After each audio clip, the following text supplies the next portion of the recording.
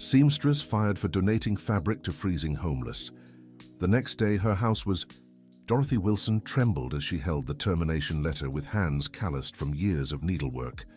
The humiliation still rang in her ears, Manager Richard's words echoing through the halls of Wilson Textiles, where she'd worked 15 years without missing a single day. It all started crumbling when she donated fabric scraps to people sleeping under the bridge on Blossom Street. This winter had been harsher than usual in Pittsburgh, and seeing those folks shivering while she threw away yards of leftovers daily at work made her take a life-changing decision. "You stole company property, Dorothy," Richard had shouted before all the other employees the previous morning. "Doesn't matter if they were scraps, doesn't matter if they were trash, you had no authorization." The yellow measuring tape around her neck felt like lead weights as she walked familiar neighborhood streets. Dorothy had raised her 3 grandchildren alone after her daughter Jennifer left 2 years ago, leaving only a note about finding her own path. At 52, she now faced unemployment with 8-year-old Jimmy, 10-year-old Peter, and little 5-year-old Emily depending on her. The modest 2-bedroom house on Carnation Avenue had always been her refuge. Peeling walls and a leaky roof didn't diminish her love for the home where she'd sewn side jobs, mending neighbors' clothes for spare change. The sewing machine inherited from her mother still worked perfectly after 30 years, her planned lifeline for rebuilding. That evening, Jimmy asked why she'd been so quiet during their simple spaghetti dinner. "Grandma, are you sad?" the boy asked, dark eyes full of concern. "No, sweetheart. Grandma's just thinking about the future," she replied, smoothing his dark hair. Dorothy barely slept, calculating household bills, the meager severance that wouldn't cover 2 months of basics, and how she'd explain things to neighbors who'd always respected her. Mrs. Henderson, the 70-year-old next door, often called her the model of a hard-working, honest woman. When dawn's first light entered her bedroom window, Dorothy heard voices outside. At first, she thought it was garbage collectors coming early, but the murmuring sounded like many people talking softly. Curious, she went to the living room window facing the street. What she saw left her speechless. Dozens of people crowded before her small iron gate, men, women, elders, and younger folks, all wearing colorful fabric pieces as makeshift blankets, scarves, and shawls. She instantly recognized the scraps, exactly those she'd donated the previous week. "Good Lord," she whispered, hand over her heart. Dear listener, if you're enjoying this story, please like and especially subscribe to the channel. It helps us newcomers so much. Now continuing. Among the crowd, a white-haired woman on a plastic chair stood out, wrapped in a hand-stitched blue and red scrap blanket. Striking blue eyes shone even from a distance, and something about that face, weathered by time and street life, seemed familiar. Dorothy threw on a robe and hurried downstairs to investigate. When she opened the door, the hushed conversations stopped, and all eyes turned to her. "Mrs. Wilson?" said a man around 40, his hair disheveled but with a genuine smile on his face. "Are you the one who gave us these fabrics?" Yes, it was me," she replied, still trying to make sense of the situation. "We came to thank you," said a young woman holding a small child. "My daughter didn't go cold this week because of you." The blue-eyed woman struggled to rise from her chair and walked toward Dorothy. Up close, Dorothy could see the marks of a hard life on the woman's face, but also a dignity that circumstances hadn't erased. "My name is Eleanor," the woman said in a hoarse but firm voice. "You saved many lives this week without even knowing it." "I just gave away some scraps that were going to be thrown out anyway," Dorothy replied, still shaken by the situation.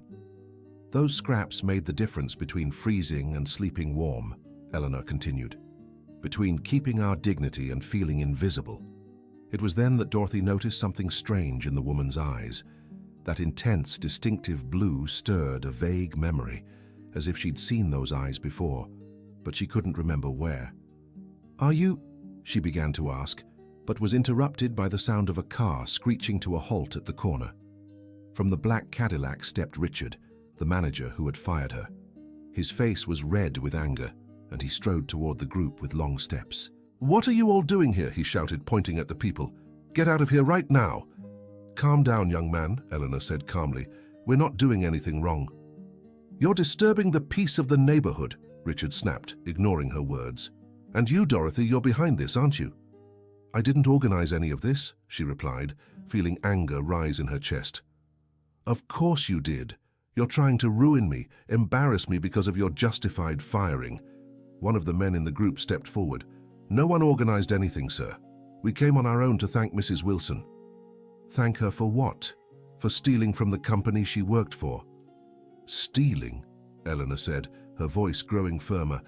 "She told me they were scraps meant for the trash." "That doesn't matter. She didn't have permission." Richard was growing more agitated. Dorothy felt a courage she didn't know she had. "Richard, those fabrics were thrown out every week. Everyone at the company knows that. You've even seen me taking the bags to the trash yourself. That's irrelevant." "It is relevant," Eleanor said, stepping closer to Richard, "and I know exactly why you're so upset." The manager stopped shouting and stared at the woman.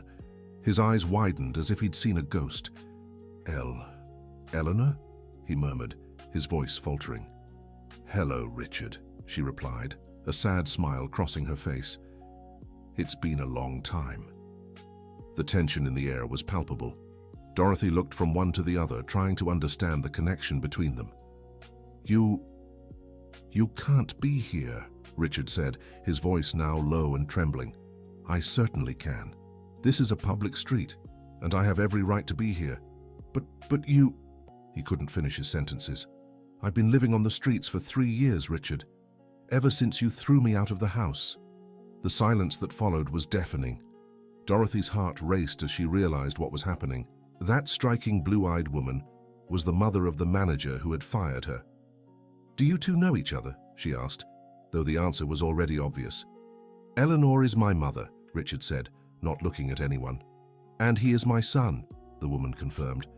"The son who kicked me out of the house because I stood up for the company employees against his mistreatment." The puzzle pieces began falling into place in Dorothy's mind. Now she remembered where she'd seen those blue eyes before. 3 years ago, a well-dressed lady had visited Wilson Textiles several times, always talking at length with the workers and asking about their working conditions. It was Eleanor, before she lost everything. "You're Mrs. Eleanor," Dorothy said, her memory finally fully returning. "You used to visit the company." "That's right. I was trying to understand why so many employees were leaving or complaining. That's when I discovered my own son's actions." Richard was visibly shaken. "Mom, please, not here in front of everyone." "Not what, Richard? Telling the truth?" Eleanor turned to the group. "This man kicked me out because I refused to accept how he treated the employees of the company his father built with so much sweat." "Enough!" Richard shouted. "You know nothing about business." "I know about human dignity," she replied. "And I know your father would be ashamed to see what you've done to his company." Dorothy watched the family argument with a mix of fascination and sadness. It was hard to believe this elegant woman she'd met years ago was now living on the streets for defending people like her.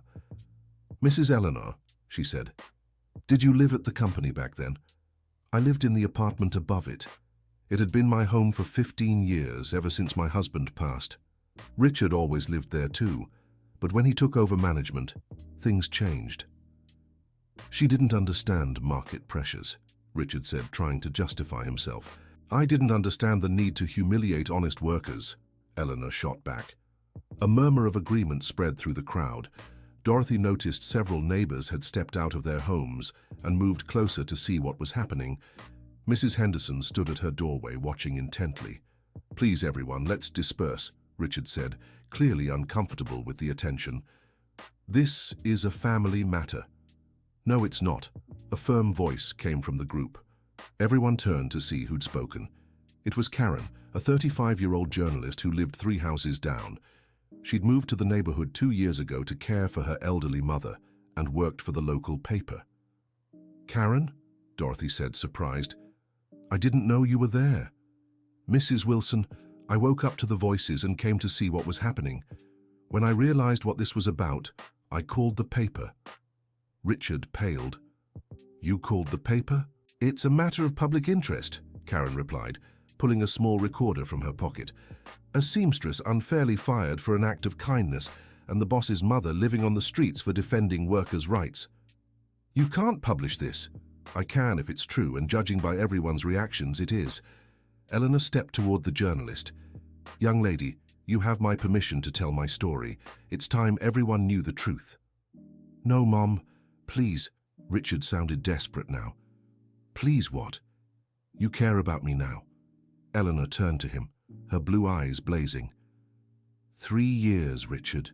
3 years I've lived under bridges, in shelters when there's space, starving, freezing.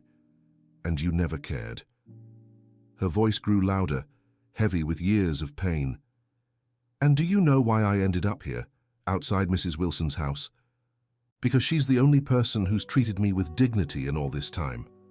She gave me that blanket. She pointed to the patches she was wearing. She looked me in the eyes when I passed by the street. She greeted me. She didn't know who I was, but she treated me like a human being. Dorothy Wilson felt tears welling up in her eyes. She vaguely remembered greeting a lady on the streets, but never imagined it was Richard's mother. And now, Eleanor continued, you find out you fired the very person who took care of me without even knowing who I was. Ironic, don't you think? Karen was quickly jotting everything down in a small notebook. Mrs. Henderson, could you give me a more detailed interview? Of course, dear. No, Richard stepped forward. I forbid it. You can't forbid anything, Dorothy said, finding her voice. Your mother is an adult and can speak to whomever she wants. And you shouldn't be meddling in this, he turned to her angrily. Haven't you caused me enough trouble already? What trouble? Doing charity? Stealing from the company? I didn't steal anything.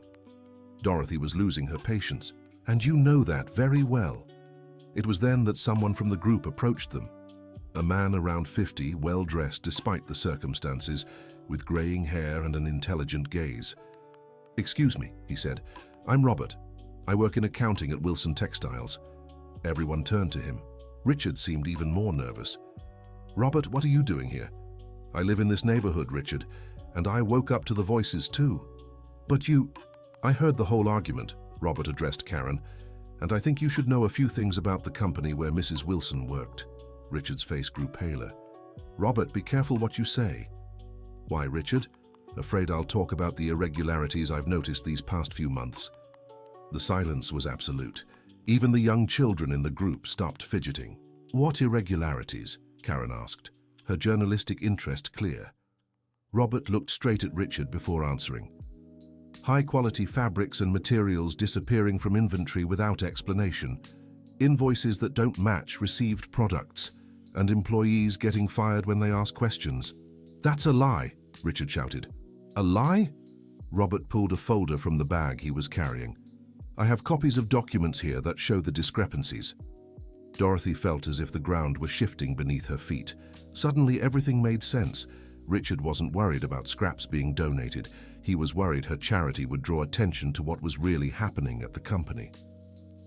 You were skimming goods, she said, the realization dawning slowly. And you needed a scapegoat to justify the missing materials.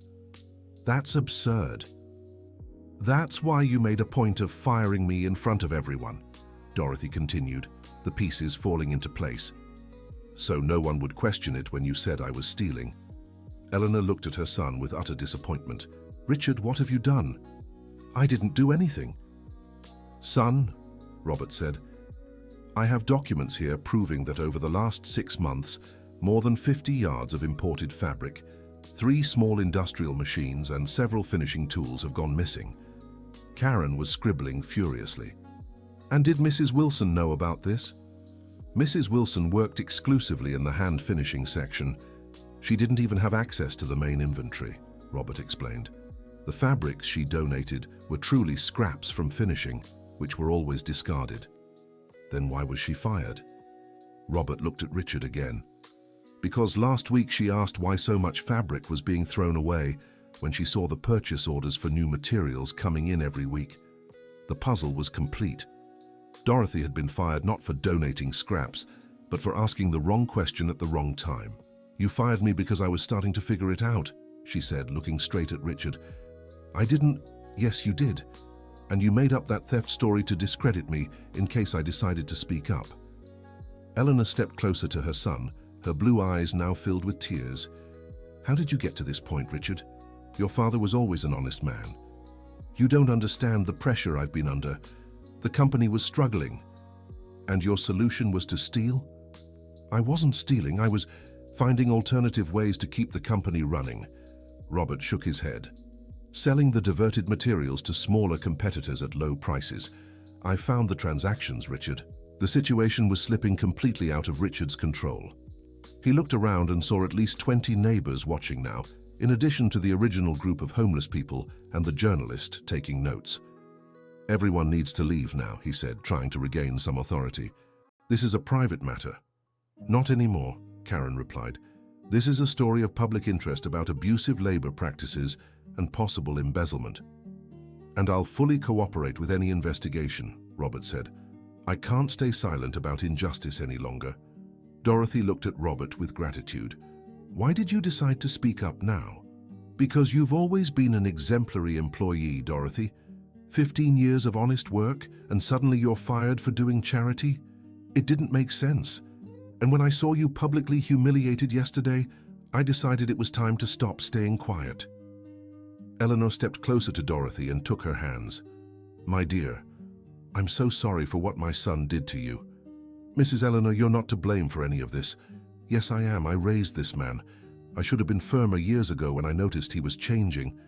Richard looked increasingly desperate. Mom, please, let's talk in private. No, Richard, we talked in private 3 years ago. You kicked me out of the house when I questioned your behavior. Now we'll talk in public. Karen approached the main group. Mrs. Eleanor, would you be willing to give a full interview to the newspaper? I will. It's time for the whole truth to come out. And you, Robert? Of course, I have documents that could be very helpful. Richard made one last attempt to control the situation. Dorothy, if you convince these people to leave and not talk to the press, I might reconsider your termination. Dorothy looked at him with a mix of pity and outrage. Reconsider? After humiliating me in front of all my co-workers, after lying about me, after finding out you've been stealing from the company? I haven't been stealing. Yes, you have, Robert said, and I can prove it. Even if you rehired me, Dorothy continued, I could never work for you again, knowing the kind of person you are. So you're going to sue me? Join them to ruin me? I'll do what I think is right. I'll tell the truth. That's when Mrs. Henderson, who had been watching everything from the start, approached the group. Dorothy, dear, you can use my house to talk to the reporter. I have fresh coffee and a quieter space. Thank you, Mrs. Henderson. Karen addressed the group. How about we meet at Mrs. Henderson's house in an hour?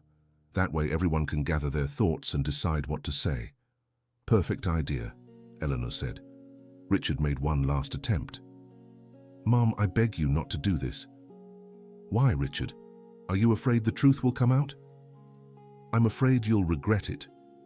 I've regretted many things in my life, but staying silent won't be one of them. Dear listener, if you're enjoying the story, don't forget to like and especially subscribe to the channel. It helps us a lot as we're just starting out. Now back to the story. As the group dispersed to regroup, Dorothy returned home with her mind spinning. In less than 24 hours, her life had been turned upside down twice. First, the humiliating dismissal, and now the discovery that she had been the victim of a scheme much bigger than she'd imagined. Her grandchildren were having breakfast when she walked in. Grandma, why were so many people in front of the house? Asked Jimmy. Remember I told you yesterday that Grandma had a problem at work, she said, sitting down with them. I remember. Well, those people came here to help me solve that problem. And will they be able to? Little Emily asked.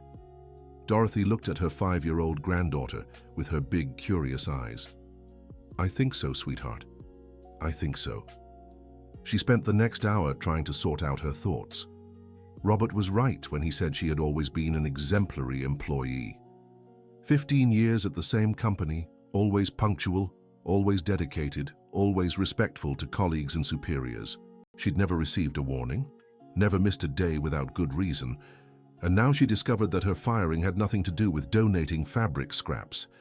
It was because she'd been in the wrong place at the wrong time, asking the wrong questions to the wrong person. The irony of the situation wasn't lost on her. If she hadn't donated the fabric, she probably never would have uncovered the truth about Richard. If Eleanor hadn't been one of the recipients, the family connection would never have come to light. If Robert hadn't lived in the neighborhood, the irregularities would have stayed hidden. At 10 o'clock, she knocked on Mrs. Henderson's door. "Come in, dear," said the neighbor, a 70-year-old woman with neatly styled white hair and a warm smile. "I made coffee and sugar bread just the way you like it. You didn't have to go to the trouble." "No trouble at all. It's a pleasure to help. And from what I saw this morning, you'll need all the help you can get, Mrs." Henderson's house was small but impeccably organized.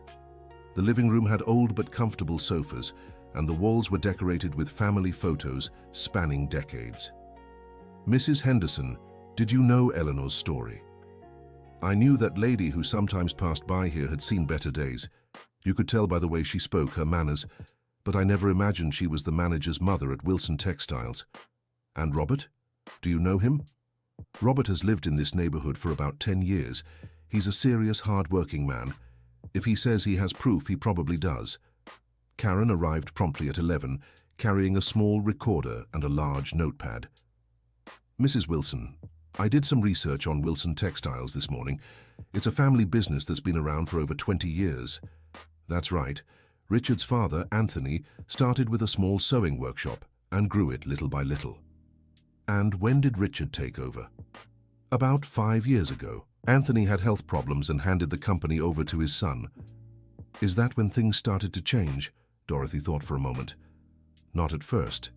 The first 2 years were normal. But in the last 3 years, things got tense. More pressure, more demands, employees being fired for small reasons." "Like what?" "One girl was let go because she was 15 minutes late, 3 times in 6 months. A young man was fired because he questioned why he couldn't use the bathroom outside of lunch break. Things that used to be resolved with a simple talk have now become grounds for dismissal." Eleanor arrived a few minutes later, accompanied by 2 of the people who had been on the street that morning. "Mrs. Wilson, these are Mary and Joseph. They stay at the same shelter as me sometimes." "Nice to meet you," said Dorothy, shaking both their hands. "Mrs. Wilson," said Mary, a woman around 40, "we wanted you to know that those fabrics saved my little girl's life last week." "How so?" "She had a high fever, and I couldn't keep her properly warm. With the blanket I made from the scraps, I managed to keep her warm until I could take her to the health clinic in the morning." Joseph, a man in his 50s, added, "And there are more people who want to share their stories. Folks at the shelter are organizing something." Karen was jotting everything down. "What kind of thing?" "A collective letter explaining how Mrs. Wilson's donation helped everyone." Robert showed up right at noon carrying a brown folder full of documents. "Sorry I'm late. I spent the morning organizing the evidence." "What kind of evidence?" asked Karen. Robert opened the folder on Mrs. Henderson's dining table. "Purchase receipts that don't match what actually arrived at the company. Inventory reports showing materials disappearing without explanation, and sales contracts with smaller businesses buying materials identical to the ones that went missing. And this proves Richard was embezzling. It proves someone was. And Richard is the one with access to all these processes." Eleanor looked at the documents with sadness. "How did my son get to this point?" "Mrs. Eleanor," said Karen gently, "could you tell me about the argument you had 3 years ago?" The blue-eyed woman took a deep breath. "I started noticing the employees were unhappy. People who'd worked at the company for years began leaving without clear explanations. Others complained about working conditions, the excessive pressure. And you talked to Richard about it?" "I did, several times. He always said I didn't understand business, that the market was tough, that he had to be stricter." "But you didn't agree." "I watched my husband build that company from nothing, always treating employees like family. Anthony always said a company only grows when the people working there feel valued." Robert nodded in agreement. "Mr. Anthony was really like that. When he was running things, everyone loved working there." "And how did the final argument go?" asked Karen. Eleanor closed her eyes for a moment, as if reliving a painful memory. "It was when Sarah was fired." "Sarah?" "A seamstress who'd worked there for 12 years. Mother of 3, always dedicated. She came to me because she didn't understand why she'd been let go. What was the official reason? Richard claimed she was stealing thread and buttons. And you believed that? Of course not. Sarah was one of the most honest people I knew, so I went to talk to Richard. Dorothy remembered Sarah, a cheerful woman who worked in the section next to hers. I remember Sarah. She vanished overnight. Because my son made up that ridiculous accusation, Eleanor continued. When I confronted him, he flew into a rage, said I was meddling where I wasn't wanted. And then I told him that was my husband's company, that I had every right to care about what happened there. That's when he exploded. Eleanor stopped speaking and wiped a tear rolling down her cheek. He called me a clueless old woman who was ruining his business. He said if I didn't stop meddling, I'd have to find another place to live. And did you stop? No. The next day, I went to the company and talked to other employees.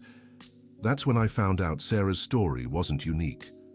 Several people had been fired with strange accusations in recent months. Robert confirmed it again. It's true. I remember that time. A lot of good people left. When I got home that day, Eleanor continued, Richard was waiting for me. He said I had 24 hours to leave the apartment. He just kicked you out like that, no explanation? He said I was harming the family business, that I had no right to question his decisions. But wasn't the apartment yours too? Technically, it belonged to the company. My husband never imagined it would need to be documented differently. Dorothy felt a mix of anger and sadness hearing the story. And you had nowhere to go? I had some savings, rented a small room for a few months, but when the money ran out, you ended up on the streets. I did. And since then, it's been the life you saw this morning. Karen was writing quickly, pausing only to ask specific questions. Mrs. Henderson, did you try any legal action? I thought about it, but I couldn't afford a lawyer, and Richard made it clear that if I tried to cause trouble for him, things would get worse for me. Did he threaten you? Not directly, but he said no one would believe an old woman's word over his. Robert spoke up. That's why I decided to speak, because now we have documented evidence. It's not just one word against another anymore. And what's your plan with these documents? Karen asked. First, to ensure Mrs. Wilson is reinstated with all her rights. Second, to make public what's really happening at the company. What if Richard retaliates against you?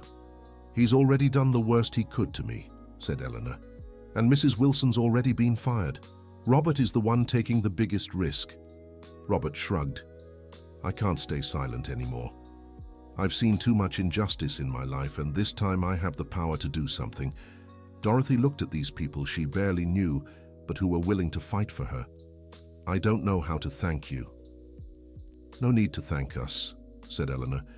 You took care of me without knowing who I was. Now it's our turn to take care of you. And there's one more thing, said Mary.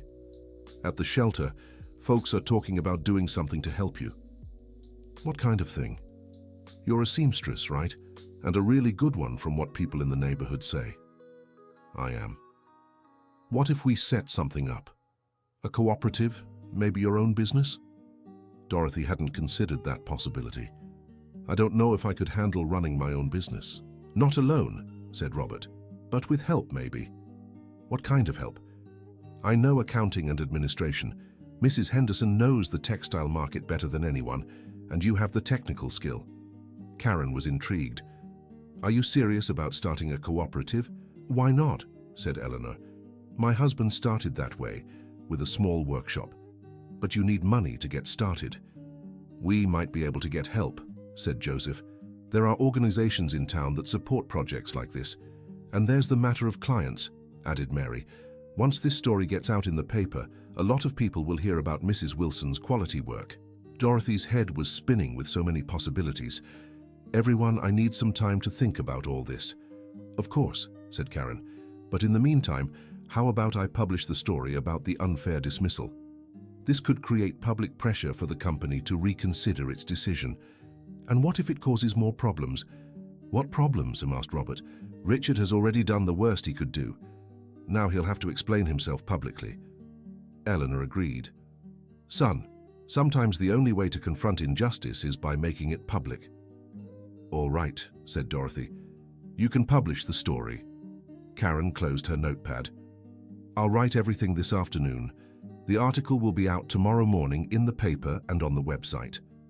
And I'll organize the documents about the irregularities better," said Robert. "If Richard wants to dispute the story, he'll have to explain these discrepancies too." When everyone left Mrs. Henderson's house, Dorothy walked home with mixed feelings. On one hand, there was hope that the truth would come out and some justice would be served. On the other, there was fear of the unknown, the possibility that things could get even worse. Her grandchildren were playing in the small backyard when she arrived. "Grandma, did you fix the work problem yet?" asked Peter. "Not yet, sweetheart, but I'm working on it." "Are you going to get another job?" Dorothy looked at her 10-year-old grandson, his hopeful eyes staring back. "Maybe I won't need to look for another job. Maybe I can create my own work." "What do you mean?" "Maybe Grandma can open her own sewing workshop." Jimmy perked up. "Here at home?" "Maybe.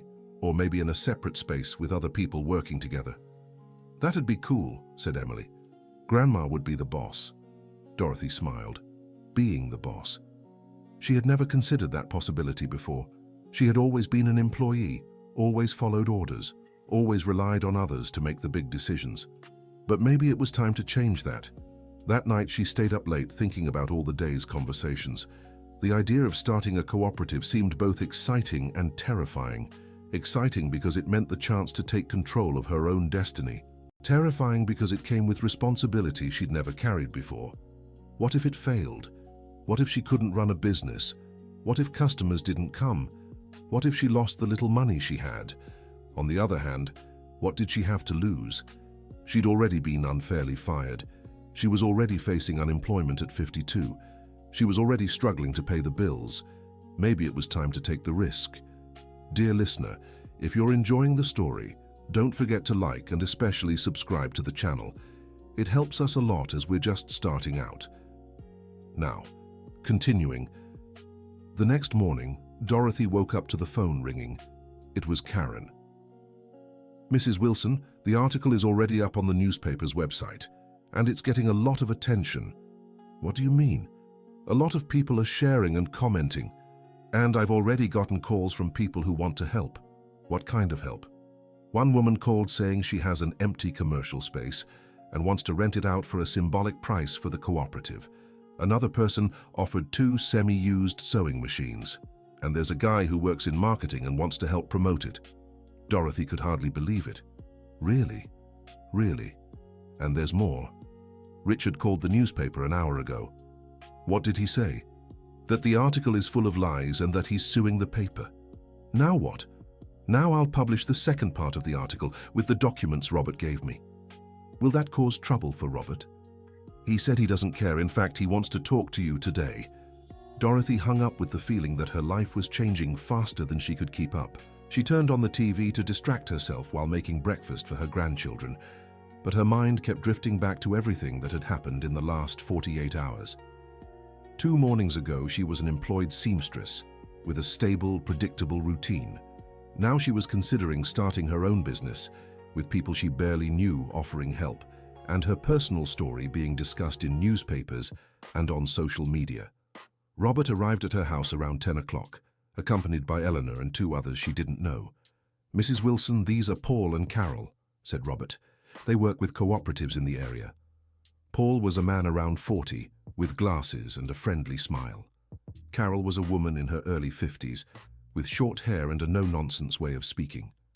"Mrs. Wilson," said Carol, "we read the article in the paper, and we're interested in talking about the possibility of supporting a textile cooperative in the neighborhood. Support how? Technical guidance, help securing startup funding, assistance with the legal side of forming the cooperative," explained Paul. "And how much does that cost?" "Nothing to you," said Carol. "We work for an organization that supports solidarity economy projects." Dorothy was hesitant. "Why would you do this?" "Because we believe people have the right to dignified work and to control their own means of production," Paul replied. "And because your story moved a lot of people," Carol added.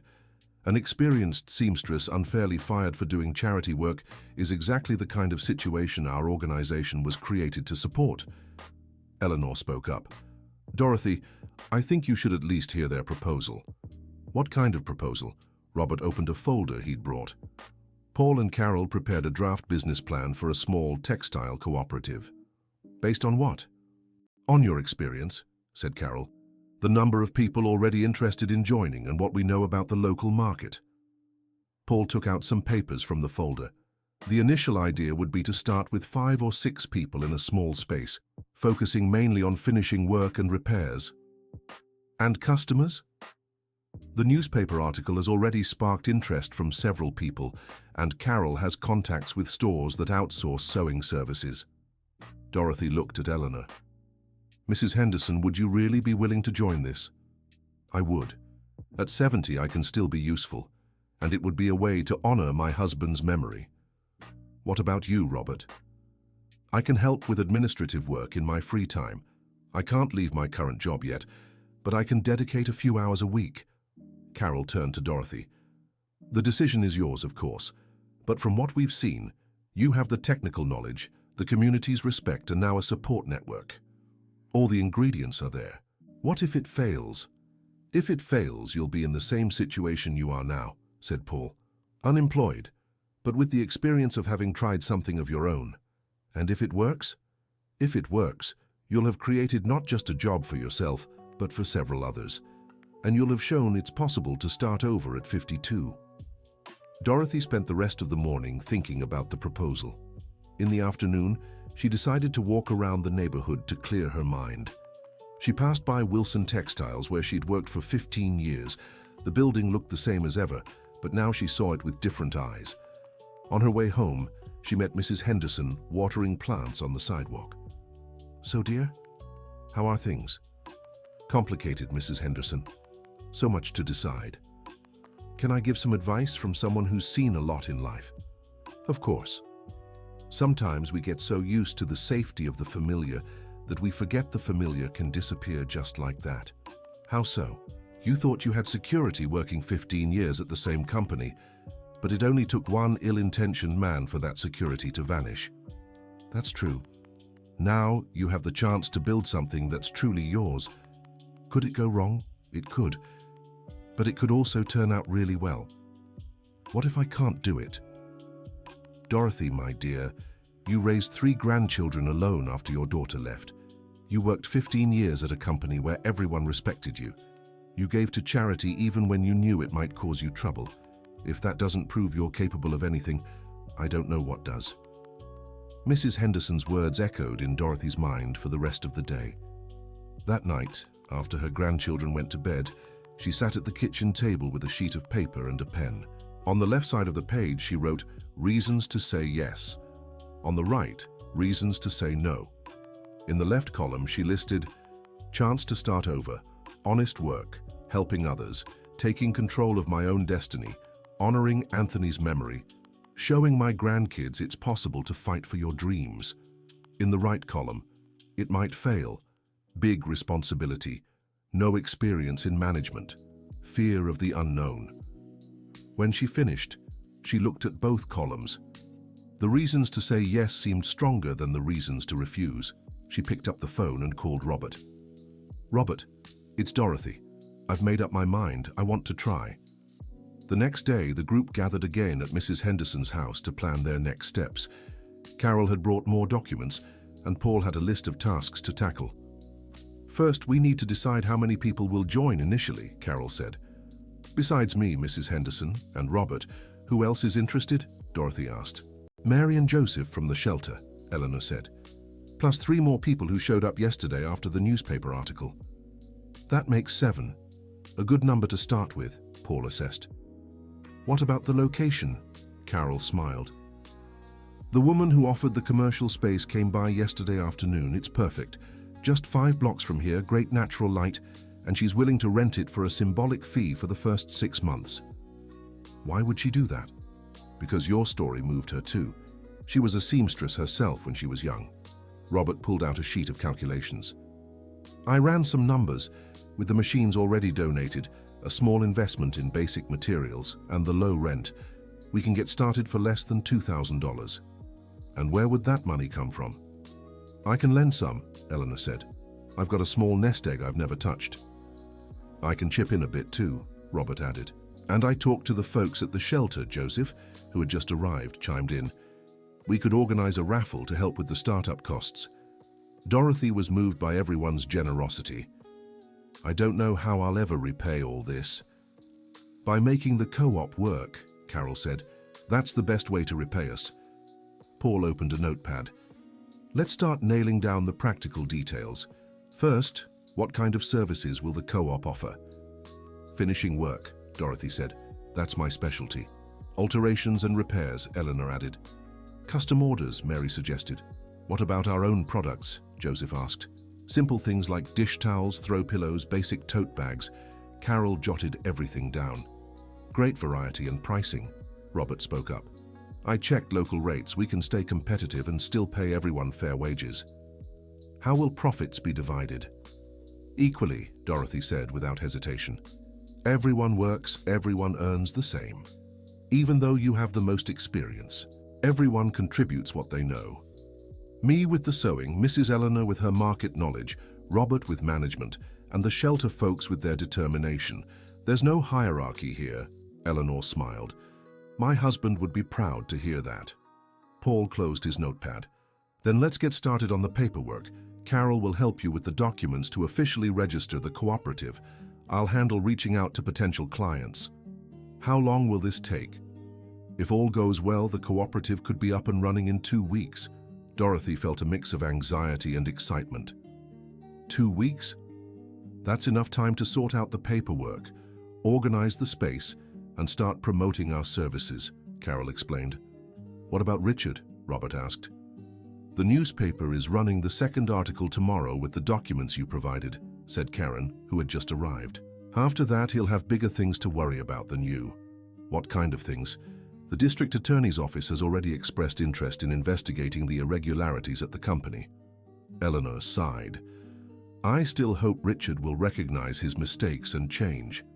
Mrs. Henderson, Dorothy said, sometimes people only change when they face the consequences of their actions. You're right. Maybe that's the only way he'll learn. Carol stood up. All right, everyone. Let's get to work. Paul and I will prepare the documents this afternoon. Can you all go check out the space for the cooperative? We can, Dorothy said. Actually, I'm eager to see it. The group headed to Acacia Street, 5 blocks from Dorothy's house. The property was a small but well-lit ground-floor unit with 2 large rooms and a bathroom. The windows overlooked a little square where children played and elderly folks chatted on benches. It's perfect, Eleanor said, looking around. We can fit 4 sewing machines in one room and use the other for storage and finishing, Dorothy assessed. And there's space for a big cutting table, Mary added. Robert was measuring the walls. We'll need some electrical adjustments, but nothing too complicated. Joseph looked out the window. And the foot traffic here is good. Lots of people pass by. It's a neighborhood of hard-working families, Carol confirmed. The perfect fit for the services you'll offer. Dorothy walked slowly through the empty space, imagining how it would look once it was running. Sewing machines humming, people chatting as they worked, satisfied customers coming and going. I can see myself working here, she said. Me too, Eleanor agreed. So is it decided? Carol asked. Dorothy looked at the others. It is for me. What about you? Everyone nodded and smiled in confirmation. Then let's make it happen, Paul said. In the following days, the cooperative's organization picked up speed. Carol helped with the official paperwork. Paul secured the first potential clients, and Robert handled the initial finances. Karen's second newspaper article had an even bigger impact than the first. The evidence Robert provided about the irregularities at Wilson Textiles led to an official investigation, and Richard was forced to step away from the company temporarily. Dorothy, Eleanor said one morning as they sorted through donated supplies, my son tried to talk to me yesterday. How did it go? It was hard. He still doesn't fully understand what he did wrong. But did he try to explain himself? He did. He said he was desperate, that the company was struggling financially, and he thought diverting some materials would solve the problems. And you believed him? I believed he was desperate, But I didn't believe that was the only possible solution. What did you say to him? I said if he really wanted to make amends, he should start by returning everything he took from the company and publicly apologizing to all the people he hurt. And did he agree? He said he'd think about it, but I'm not going to wait around. My life is here now, with all of you, building something honest. The first week of the cooperative's operation was intense. They offered sewing services at a fair price and demand exceeded expectations. Dorothy worked at the machines, Eleanor handled customers and finishing touches, Robert managed the finances, and Mary, Joseph, and the other members divided production tasks. How are the numbers? Dorothy asked at the end of the first week. Robert smiled. Better than we expected. If this keeps up, everyone will earn a decent wage by the first month. Really? Really? And there's more. Paul secured a contract with a downtown store for larger finishing batches. Dorothy could hardly believe it. Just 3 weeks ago, she was unemployed and humiliated. Now she was helping run her own business. There's something I want to do, she told the group. What? I want to hire more people. There are so many folks needing work, and we can grow if we do it right. Eleanor agreed. That's what my husband always said. A good business is one that grows by creating opportunities for more people. How many people do you think we can hire? Robert did some quick math. With the new contract, we can support 3 or 4 more. Great. Let's post the openings. Carol, who was still following the cooperative's progress, spoke up. You're doing really well. Maybe too fast. Don't forget to grow sustainably. What does that mean? It means not taking on more work than you can deliver with quality, and not hiring more people than you can pay fairly. Understood, Paul added. And there's something else. Your story is getting attention. A national magazine wants to do a feature on the cooperative. National? Yeah, about people who turned crises into opportunities. Dorothy grew nervous. I don't know if I want all that exposure. Why not? Because it might bring too much attention. What if people expect things we can't deliver? Eleanor placed a hand on her shoulder. Dorothy, you have to stop being afraid of success. It's not fear of success, it's fear of letting people down. You've already proven you're hard-working, honest, and care about others. That doesn't change just because a magazine writes about you. Robert nodded. And the exposure could bring in new clients. Controlled growth, but growth. All right. But I want everyone to be part of the interview.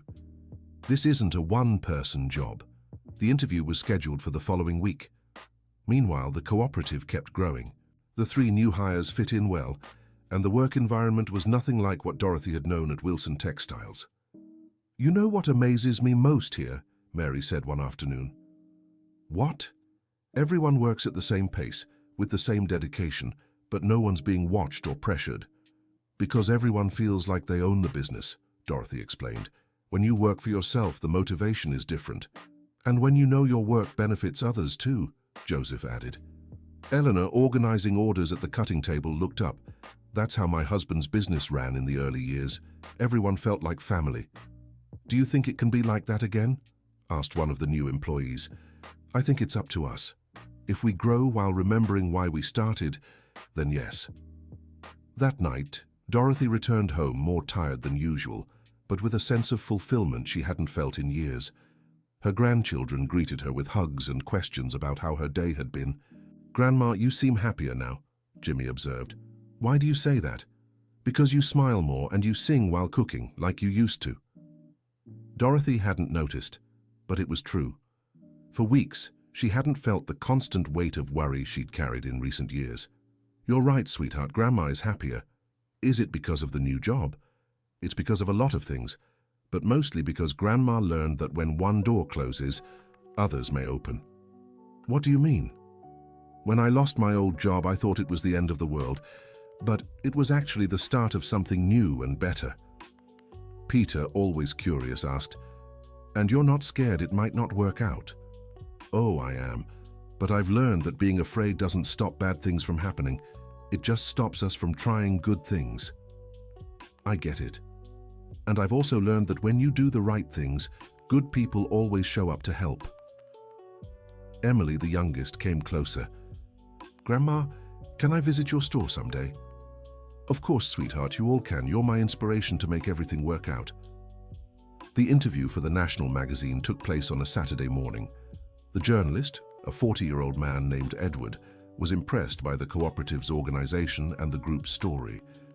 Dorothy, what's changed in your life since the cooperative started? Everything and nothing, she replied. I'm still a seamstress, still taking care of my grandkids, still living in the same place. But now I know I can shape my own destiny. How so? Before, I depended on other people's decisions. If they were fair, I was okay. If they weren't, I suffered. Now I'm part of the decisions that affect my life. Edward turned to Eleanor. Mrs. Henderson, it can't be easy working at 70 after everything you've been through. It's not easy, she answered, but it's rewarding. When you lose everything like I did, and then manage to rebuild with your own work, it's a feeling like no other. Do you hope to reconcile with your son? I do, but now he knows I don't need him to be happy anymore. Maybe that'll help him understand family relationships shouldn't be based on dependence but on mutual respect. Robert talked about the cooperative's administrative side. The most interesting part is that everyone has a say in financial decisions. No secrets, no privileged information. Everyone knows what comes in, what goes out, and how the money is divided. And that works? Better than any control system I've ever seen. When everyone has access to information, everyone commits to the results. Edward asked about their future plans. We want to grow, Dorothy said, but without losing who we are. The idea is to always keep the family-like environment, dignified work, and fair profit sharing. Even if the cooperative gets big. Even then. In fact, the bigger we get, the more responsibility we have to stick to our principles. Why? Because if we can prove it's possible to run a large business fairly, maybe it'll inspire others to do the same. The magazine article was published 2 weeks later and had a much bigger impact than they'd expected. Inquiries about the cooperative came from several cities. Others wanted to replicate their model, and new clients appeared. How do we handle all this? Mary asked. Calmly, Dorothy replied. We'll grow at our own pace, always prioritizing quality work and people's well-being. That's when something unexpected happened. Richard showed up at the cooperative on a Wednesday morning. Dorothy was working at a sewing machine when she heard Eleanor speaking at the reception. Richard, what are you doing here? She looked up and saw her former boss talking quietly with his mother. He looked different, thinner, with dark circles under his eyes, less arrogant. Sir, can I talk to you both? He asked. Talk about what? Eleanor asked. About apologizing. Dorothy turned off the machine and approached. Richard. Dorothy, I came to apologize to you. Why? Because I was unfair. Because you didn't deserve to be treated that way. And what changed for you to come to that conclusion? Richard looked around the cooperative, watching people working peacefully, hearing the sound of friendly conversations mixed with the hum of machines. The district attorney's office investigation made me see a lot of things. Like what? Like the fact that I was becoming exactly the kind of boss my father always despised. Eleanor watched her son carefully. And what do you plan to do with this realization? I want to make things right. I've already returned all the materials I took from the company. I've settled accounts with all the employees I fired unfairly. And with me? With you, I'd like to settle things too, but not just financially. What do you mean? I'd like you to come back home. Eleanor was silent for a long moment. Richard, I don't have a home with you anymore. What do you mean? My home is here now, with these people, building something that means something to me. But you're my mother. I am, and that's exactly why I can't go back to depending on you. It wouldn't be dependence, it would be family. Real family is built on respect, not convenience. Dorothy spoke up. Richard, your mother has found a new family here, and she's respected and valued by all of us. I know. I see that. Then you understand why she doesn't want to give that up? I understand, and I respect it. Eleanor stepped closer to her son. Richard, if you've really changed, you need to prove it not by going back to the past, but by building a better future. How? By turning your father's company into a fair one, treating employees like human beings, doing honest business. And if I do that, would you consider having a relationship with me again? I would, but as mother and son, not as dependent and provider. Richard nodded. I understand. He turned to Dorothy. Dorothy, I'd like to make a proposal. What kind of proposal? Wilson Textiles needs outsourced finishing services. Would you be interested in a business partnership? Dorothy looked at the other cooperative members who had stopped working to follow the conversation. That depends on the terms. Fair prices, realistic deadlines, on-time payments, and mutual respect. Robert stepped forward and guarantees that there won't be retaliation if the partnership doesn't work out. Guarantees, even in writing. Dorothy thought for a moment. We can talk about it, but with one condition. What? If we enter a business partnership, that's exactly what it is. Business. No favoritism, no emotional blackmail, no pressure. Agreed. And one more thing. We'll need references from other suppliers to make sure you've really changed. Ask for as many references as you want. Eleanor looked at her son with a mix of pride and caution. Richard, I'm glad you're trying to change, but real change takes time to prove. I know, Mom, and I'm willing to invest that time. After Richard left, the group gathered to discuss the proposal. What do you all think? Dorothy asked. I think it's risky, said Mary. What if it's a trap? It might be risky, Robert agreed, but it could also be a good business opportunity. The question is, can we separate the personal relationship from the business one? Asked Joseph. Eleanor responded, I can. In fact, it might even be good for Richard to learn to see me as a business partner, not as someone dependent on him. And what if he tries to use the partnership to pressure you to come back home? Then we cancel the partnership on the spot, said Dorothy. Business is business. Family is family. Carol, who had been following the whole conversation, spoke up. From the cooperative's perspective, it could be interesting. More work, more income, more stability. But only under the conditions we set, Paul emphasized. Exactly. We have to make it clear from the start that we're the ones in charge here. Robert picked up a sheet of paper. How about I draft a detailed contract proposal with all the conditions we consider important? Good idea, Dorothy agreed. And let's make it clear this is a partnership between businesses, not a personal favor. In the following days, the cooperative went through a period of rapid growth. Besides the potential partnership with Wilson Textiles, other big clients started appearing. The team had to expand again, and they moved to a larger space on the same street. How are you all feeling about all this? Carol asked during a visit. Excited, Dorothy replied, but also a little scared. Why? Because success brings responsibilities we didn't have before. What kind of responsibilities? The responsibility not to disappoint the people who trust us, the responsibility to keep our principles even as the business grows, the responsibility to stay fair to everyone.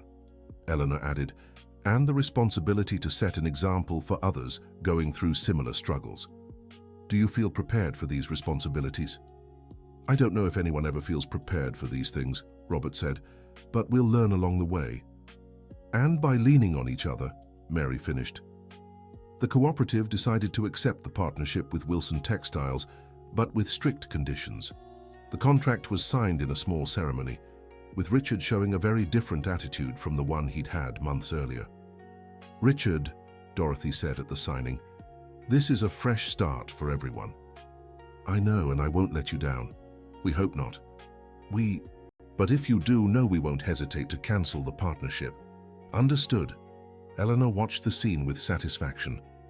I think my husband would be proud to see this. Why? Richard asked. Because he always believed business should be based on mutual respect and benefit for everyone.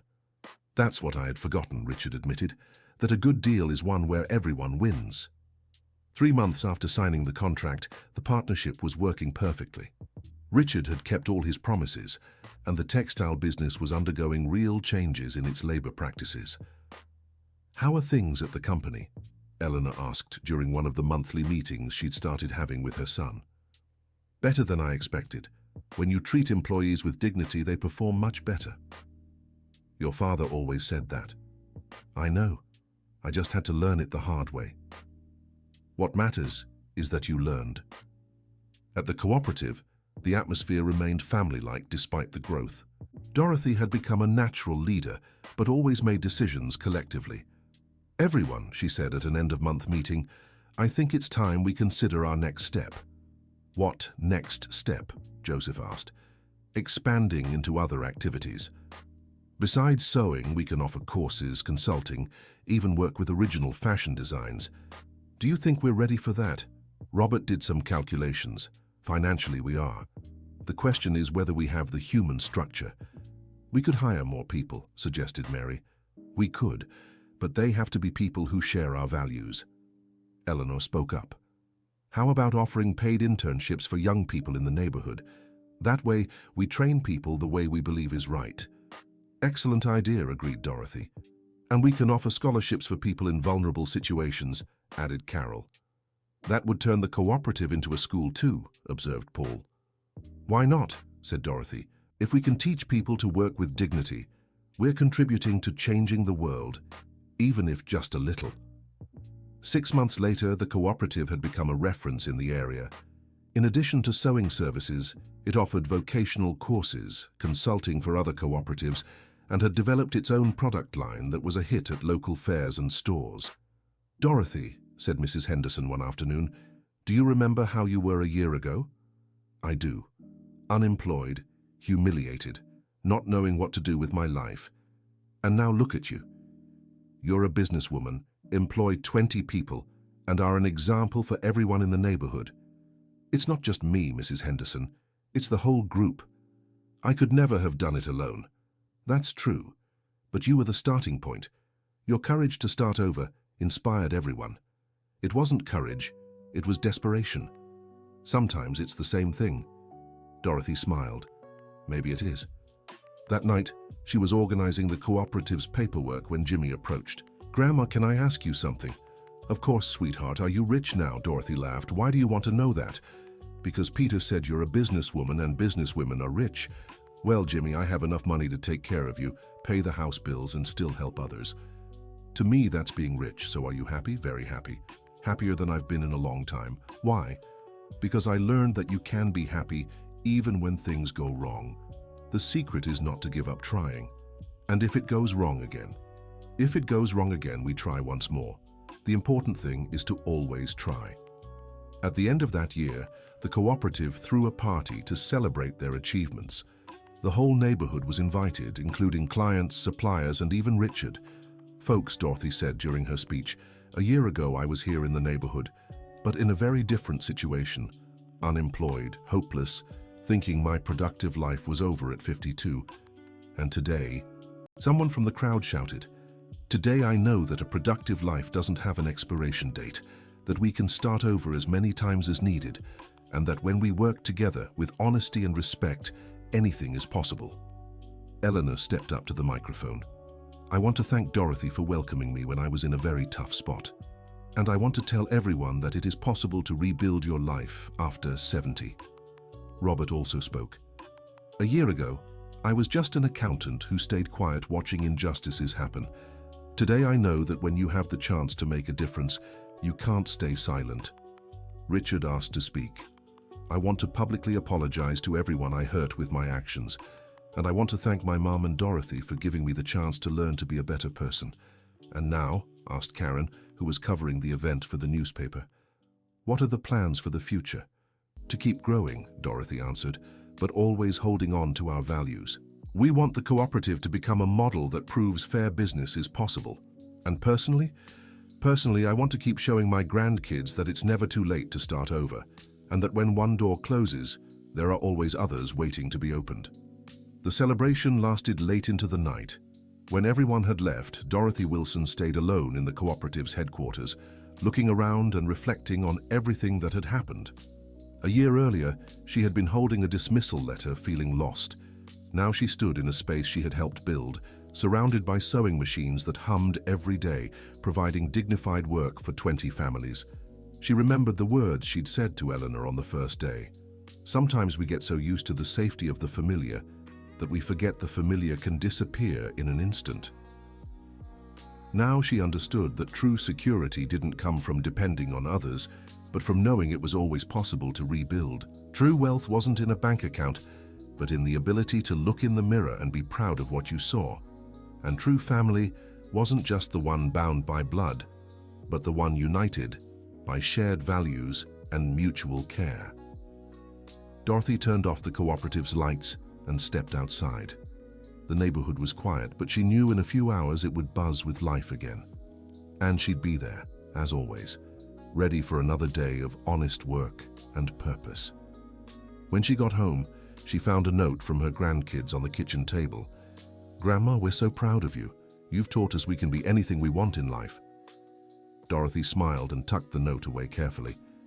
Tomorrow would be a new day, with new challenges and new opportunities. But she wasn't afraid anymore. She knew that no matter what happened, there would always be a way to start again, because she had learned that the strength to overcome hardships had been inside her all along. She just needed to find the right people to share that strength and multiply it. End of story. And now, dear listeners, tell us, what did you think of Dorothy's journey? Do you believe she made the right choices by taking the risks of starting her own business? Share your honest thoughts in the comments and let us know where you're watching from. Thank you so much for joining us, and don't forget to like and subscribe to the channel so you won't miss other inspiring stories like this one.